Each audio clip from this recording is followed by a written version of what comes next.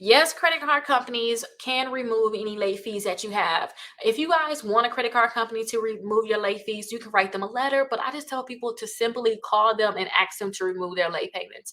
If you call and they say that they can't remove it, I would say call back again. Try a few times to see if you can get somebody else to change it and say, hey, I really need these fees reimbursed. Can you guys reimburse these fees? And so I don't have these fees anymore. Sometimes if you guys have like a card, you guys can actually do this with your card too. So if you guys have a card and you know you're going to be late, if you guys never been late on this account, most likely they're going to give you back your late fee. They're going to remove those late fees. Now, something that's going to be harder to remove though, you guys, is if you guys are more than 60 days late, that late payment that you have, but they can remove that late payment too. All you have to do is send them a letter. I'm asking them to remove that late payment. I mean, not the late payment, but remove the credit report on that, and they can most likely remove it. But sometimes they're going to say, no, we don't do things like that. We have to put exactly what's on your credit reports.